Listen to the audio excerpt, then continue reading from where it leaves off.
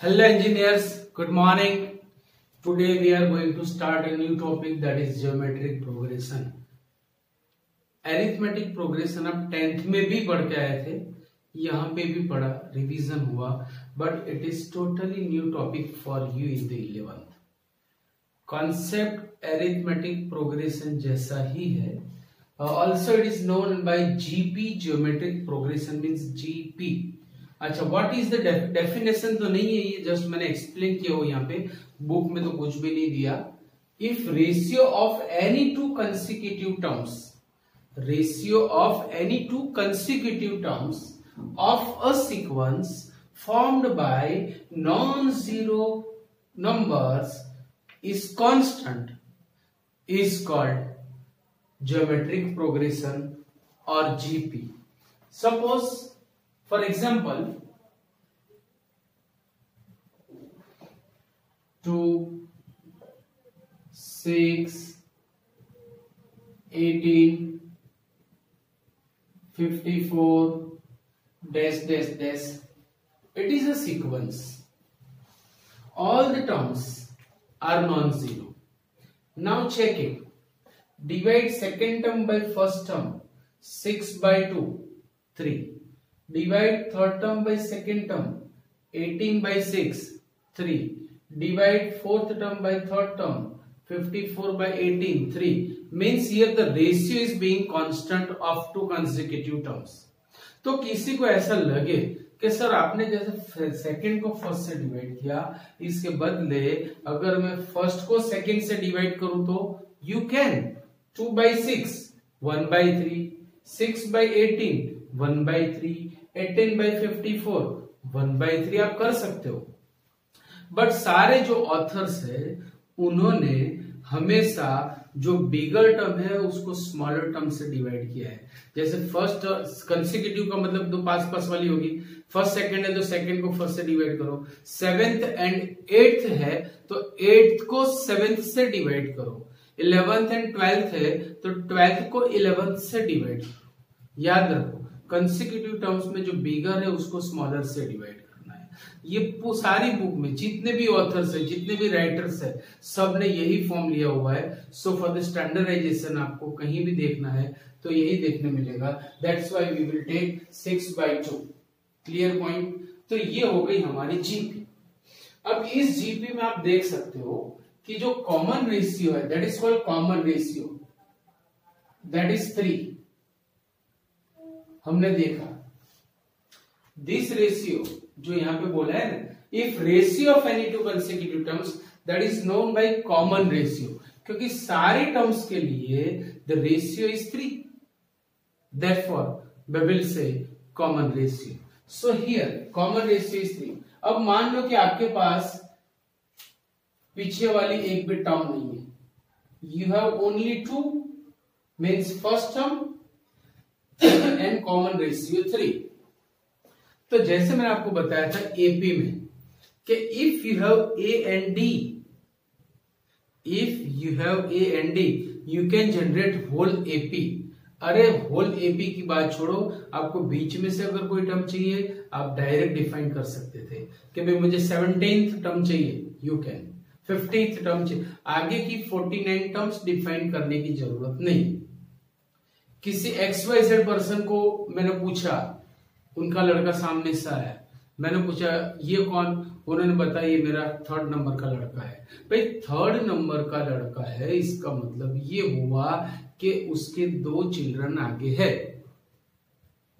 Right, तभी वो तीसरा हुआ. बट यहां पे मुझे अगर 7th नंबर की टर्म चाहिए तो मुझे आगे की 6 टर्म्स लिखने की जरूरत नहीं है. It is the facility, direct we can generate the 7th term. ये एक हमारे पास फैसिलिटी है, याद रखना.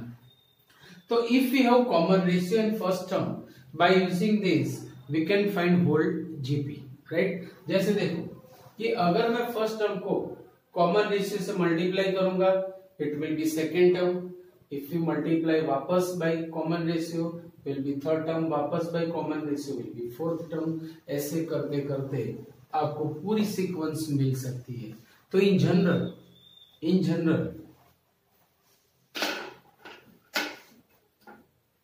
if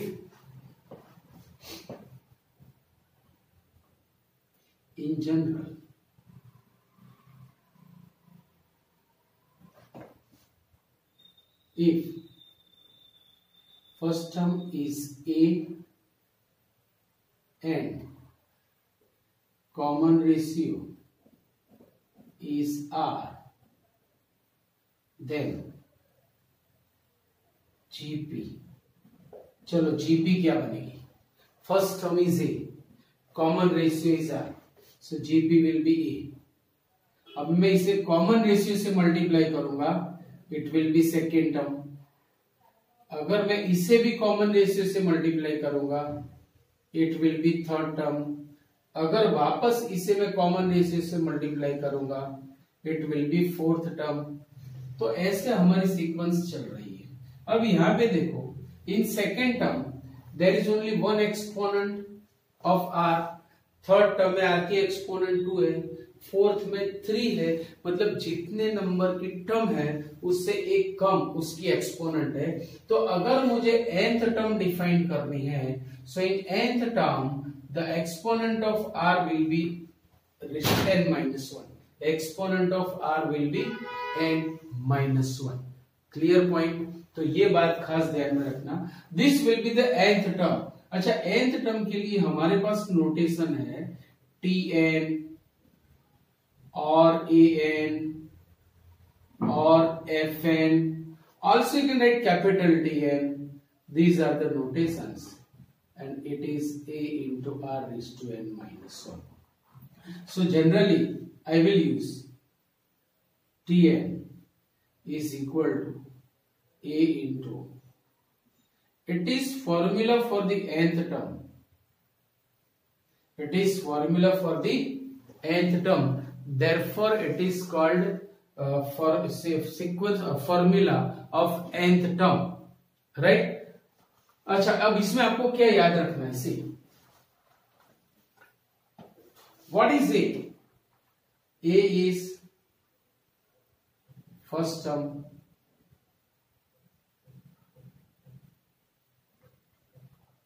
R is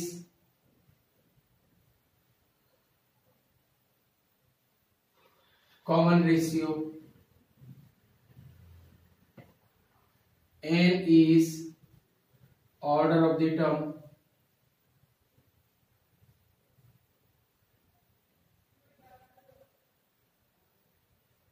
And Tn means nth term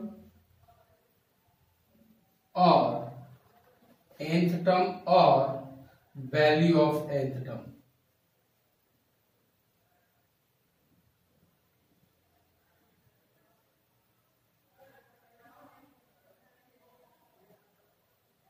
nth term और वैल्यू ऑफ nth टर्म. अगर ये चारों में से किसी तीन की वैल्यू आपको दे रखी है, so by using this formula you can find the rest term. जो नहीं दिया है वो हम निकाल सकते हैं, बराबर याद रखना. Clear point? सो ये पूरी बात हो गई जीपी की, ज्योमेट्रिक प्रोग्रेशन की. अगर हमारे पास सीक्वेंस है तो सीरीज आएगी आएगी आएगी, because sequence is mother of series. तो ज्योमेट्रिक सीरीज, अब बुक में इसको नाम दिया है sum of n terms to series, sum to n terms of GP. Book में इस तरह से नाम दिया है sum to n terms of a GP.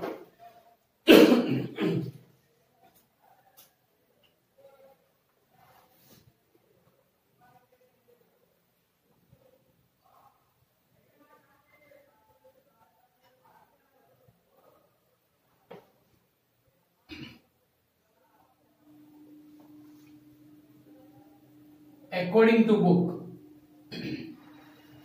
the heading will be this, but according to me, it is geometric series.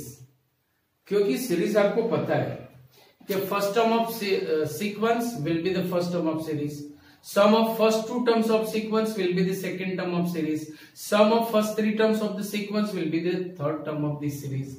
ये आपको पता है, राइट? तो अब मैं यहां पे एक जीपी डिफाइन कर रहा हूं कि suppose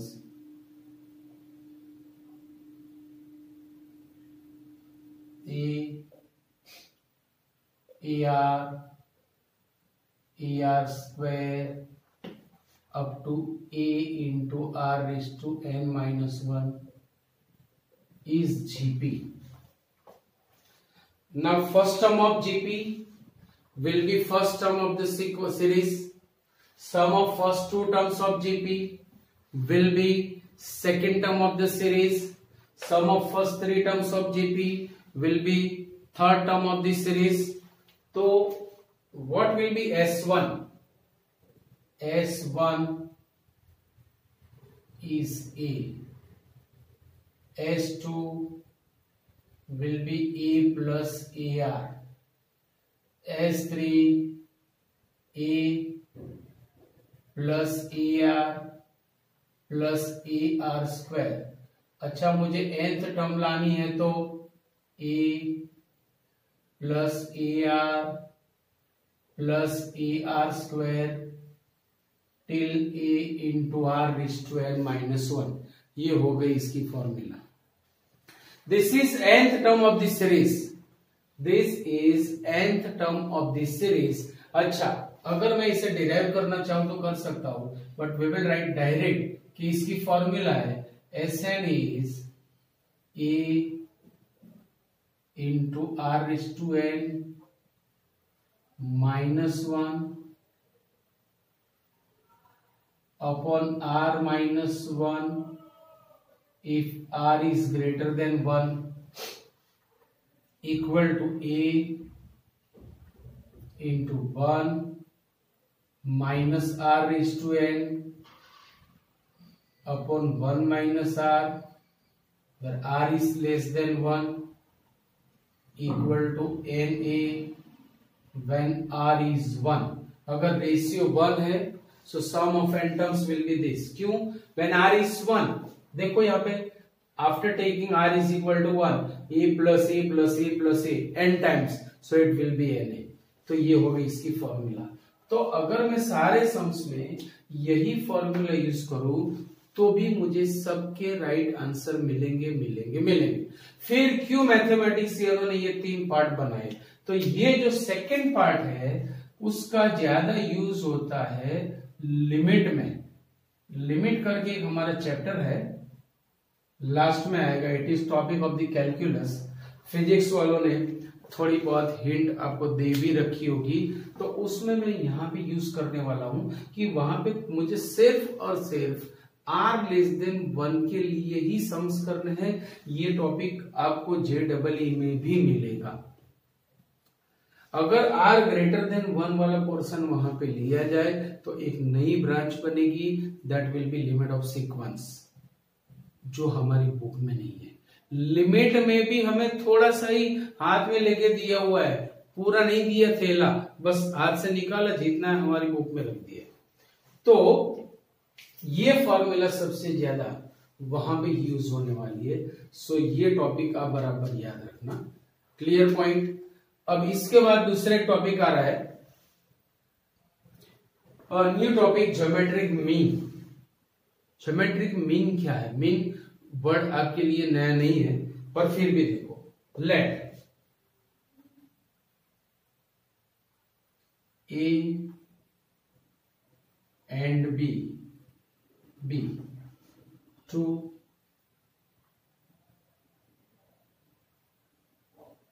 distinct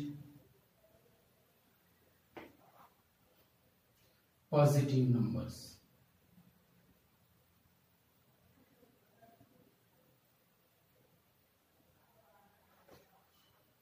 If there exists G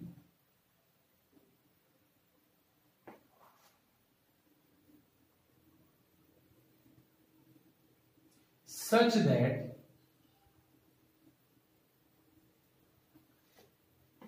A, G and B are in GP,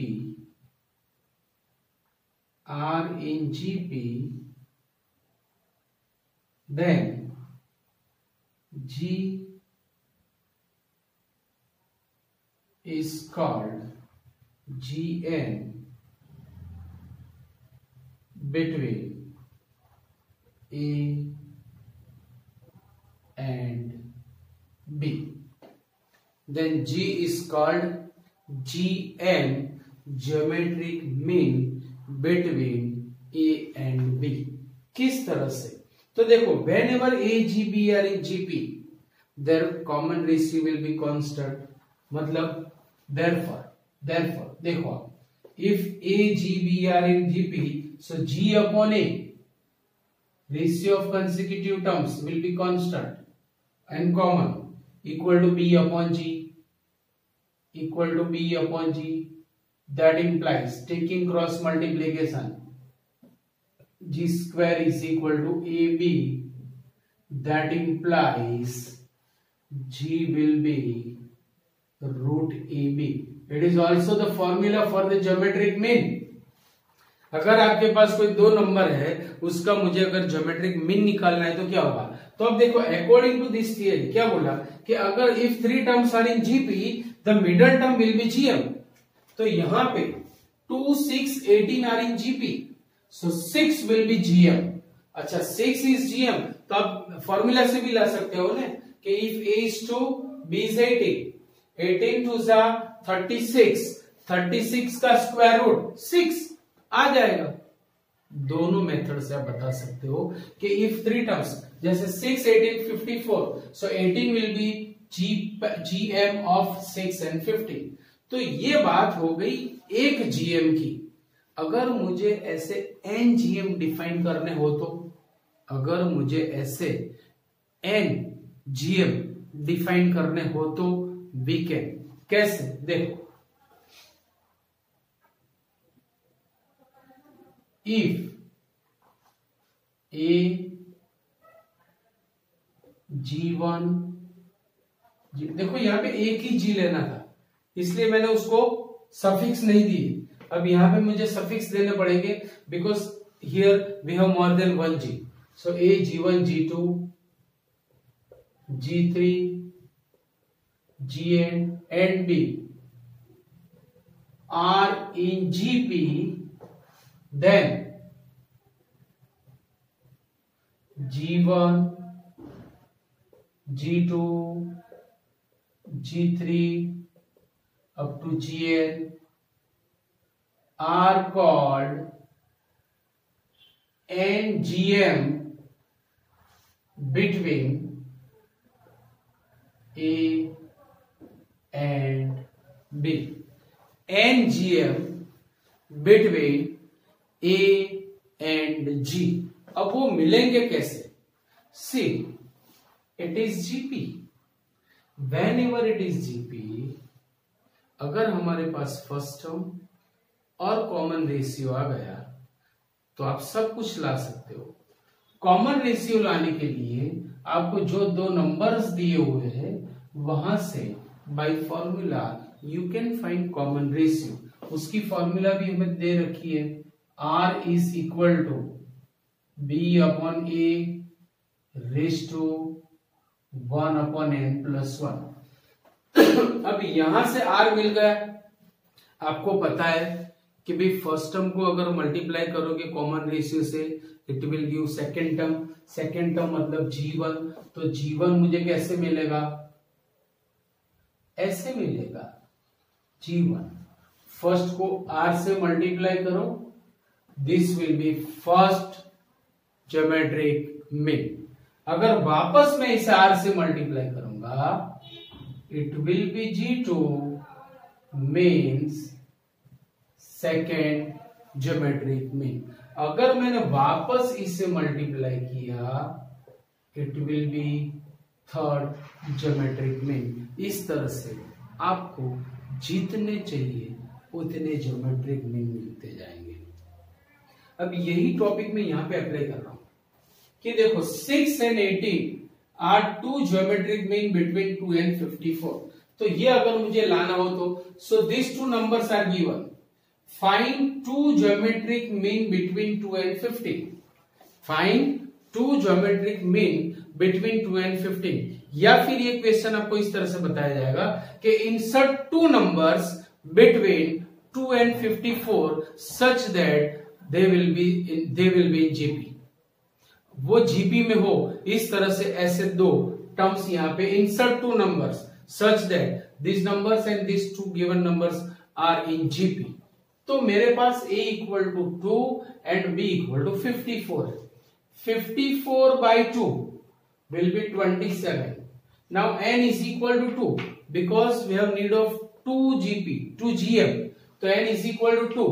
2 plus 1 is 3, 1 by 3. 27 raised to 1 by 3 means cube root of 27, that will be 3. तो रेशियो 3 आ गया. अब रेशियो 3 है, फर्स्ट टर्म को 3 से मल्टीप्लाई करो, it will 6. इसे 3 से multiply करो, इट विल 18. इसे 3 से 54 ही आएगा. मतलब आपको 2 ही जीएम मिलेंगे. आप ऐसा सोचो कि भाई r इक्वल टू 3 लेके मुझे 10 नहीं, 10 के लिए आपको यहाँ पे n इज इक्वल टू 10 रखना पड़ेगा, तो रेशियो चेंज हो जाएगा. समझ रहे हो मेरी बात आप? सो जिसके लिए जो रखा है उतने ही आपको ज्योमेट्रिक मीन मिलेंगे. सो ये चीज आप माइंड कर लेना बराबर. उसके लिए ये फॉर्मूला हमें दे रखी है, तो ये फॉर्मूला भी आपको याद रखनी है. This is for common ratio for the number between two numbers, मतलब वो सारे जीएम बने उसके लिए, राइट. अच्छा, एक और टॉपिक हमें लेना है यहाँ पे, relation between AM and GM. ये एमसीक्यू के लिए बहुत बढ़िया टॉपिक है. Let's see. Let A and B be two positive numbers. A and B be two positive numbers. Therefore, its arithmetic mean AM, आप इसे कैपिटल A भी बोल सकते हो, that will be A plus B by 2. ये आपको पता है, जो कि मैंने ये आपको समझाया था AP, राइट. अभी GP के लिए, सॉरी GM, ज्योमेट्रिक मीन, आप इसे कैपिटल जी भी बोल सकते हो, and that is root A B. अब इनके बीच में क्या रिलेशन है? See now A minus G, what is A plus B by 2. What is G? Root A B. मैंने 2 एलसीएम लिया, so 1/2 into A plus B minus 2 root A B, ये हो गया. और इसे आप इस तरह से भी लिख सकते हो, root A minus root B whole square. It is square of root A minus root B. Check करना हो तो कर लो. Root A square plus root B square minus 2 root A B. And the square of a real number is always non-negative. Square of real numbers is always non-negative. When a and b are equal, it will be 0. When a and b are distinct, will be greater than 0. So this is the relation between a and g. A is arithmetic mean, g is geometric mean. So याद रखना ये relation, a is greater than or equal to g. Arithmetic mean is greater than or equal to by geometric mean. बड़ा भी हो सकता है, equal भी हो सकते हैं. When the numbers are equal, they will be equal. When numbers are not equal, a will be greater than by g. Clear point? तो ये सारी details according to book GP, GM, AM, GM के लिए थी, वो मैंने आपको दे दी है. Please write down this. Okay, exercise 9.3. देखो 9.3 पूरी की पूरी बनी है जीपी के लिए, बोला हो तो भी, ना बोला हो तो भी, बट एग्जाम में ऐसा नहीं होगा, रिमेम्बर इट. चलो फर्स्ट क्वेश्चन, टेक्स्ट बुक लेके बैठना बेटा. विदाउट टेक्स्ट बुक क्वेश्चन समझ में नहीं आएगा, क्योंकि everything I will not right. See the first question. For the GP 5/2, 5/4, 5/8, not 5/4, it is 5/8. For GP 5/2, 5/4, 5/8. Find 20th term and nth term. देखो अभी अभी मैंने आपको बताया कि अगर हमारे पास first term and common ratio है तो जीपी का जो कुछ चाहिए सब कुछ हमें मिलेगा। First term, 20th term, ratio, फलाना ढिकना, any element we can find of that GP. तो सबसे पहले हमारे पास है फर्स्ट टर्म भी है और रेशियो लाना है। चलो what is first term here? First term A is 5/2 and ratio R. Ratio means ratio of two consecutive terms. So divide second term by first term means 5/4 upon 5/2. 5 चल बसे। Denominator of denominator will be numerator. So 2/4 means 1/2.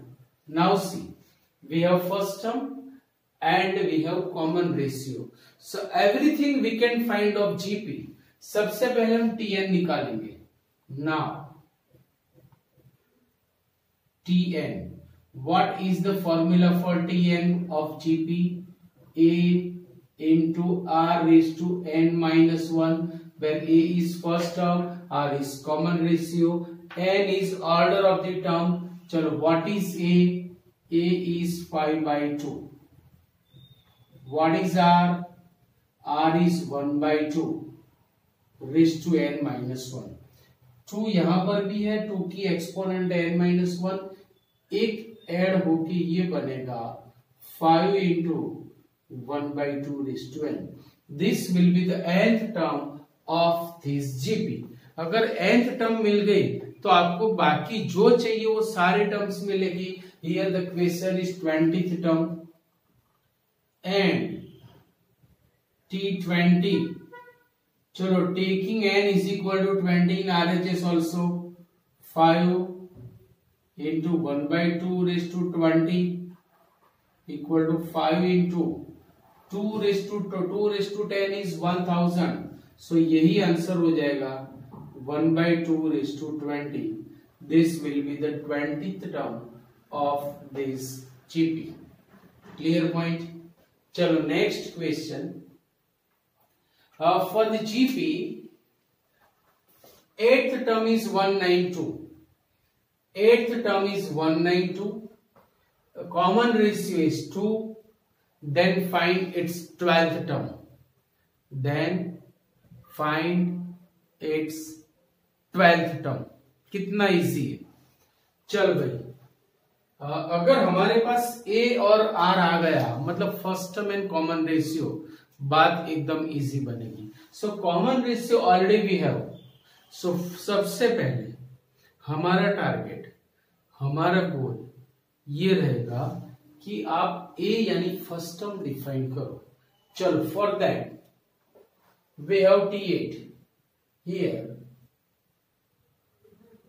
T8 is 192. Now what is the formula for T8? A into R raised to 8 minus 1 is 192, but R is given, that is A into 2 raised to 7 is 192. 2 raised to 7 means 128 is 192. Therefore A is equal to 192 upon 128. 4 से divide होगा, 4 3 जा 12, 4 2 जा 8, 4 4 जा 16, 4 8 जा 32। अभी 16 से divide होगा, 16 2 जा 16, 3 जा, therefore A बना 3/2। अब A भी है R भी है, मतलब सब कुछ मिलेगा। क्या required? T12। Okay come on. T12, what is the formula for T12? A into R is to 12 minus 1। A और आर दोनों है भाई हमारे पास. What is A? A is 3/2. What is R? R is 2. 2^11. देखो एक 2 कटेगा, 3 into 2^10. 2^10 is 1024. अब इसे 3 से मल्टीप्लाई करो. 3 1 जा 3, 3 0 जा 0, 24 3 जा 72. So it will be 12th term of this GP. It will be 12th term of this GP. कितना इजी हो गया. ये भी बढ़िया सम है. देखो इन GP the 5th term is P, 8th term is Q, and 11th term is R. Then so that Q square is PS. Then so that Q square is PS. Is there any relation between 5, 8 and 11? Yes. 5, 8 and 11 are in AP. Whenever they are in AP, their values will be in GP. Q square is equal to PS का मतलब होगा PQS GP में है. वो topic में next lecture में explain करने वाला हूं. तो पहले ये प्रूव कर देंगे हम. चलो let start. T5 is P.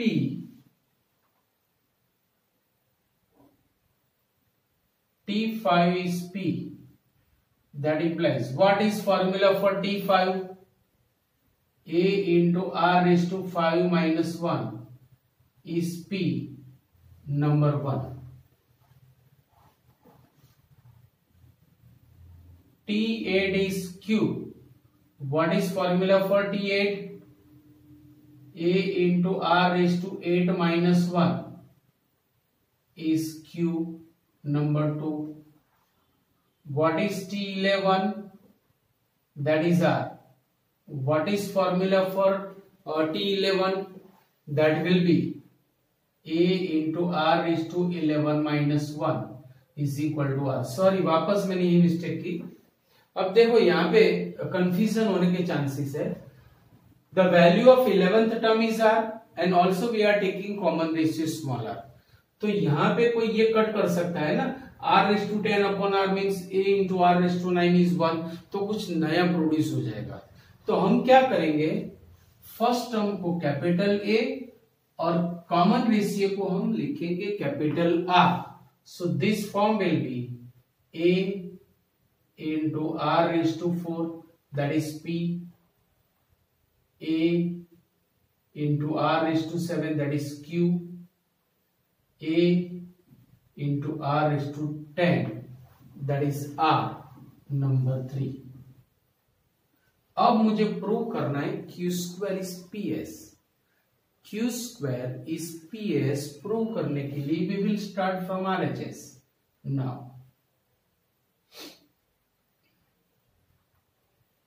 RHS is PS. चलो by putting the values. What is P? P is A into R⁻4. What is S? PR होना चाहिए. Sorry, it's my mistake. T11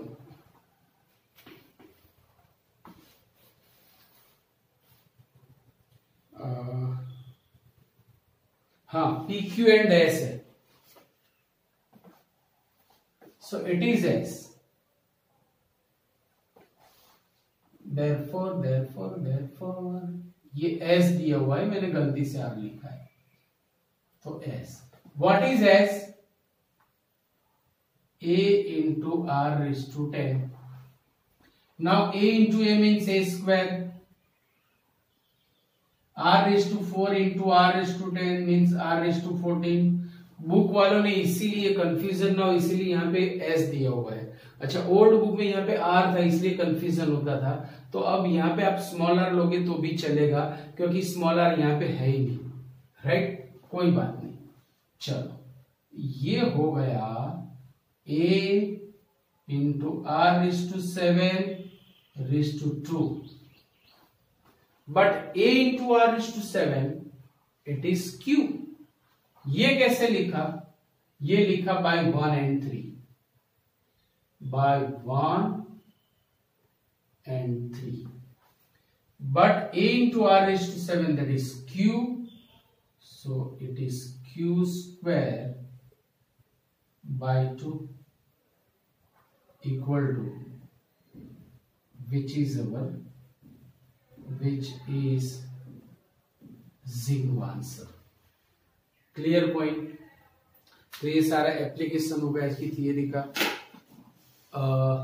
ज्यादा समय मैं आज नहीं करवा रहा क्योंकि ये सब कुछ आपको रिवाइज करना है, सारी फॉर्मूले लर्न करनी है। सो इन द नेक्स्ट लेक्चर हम थोड़े समझ ज्यादा करेंगे। आज हमारी ट्रेन यहीं पे खत्म होगी। Okay, see you.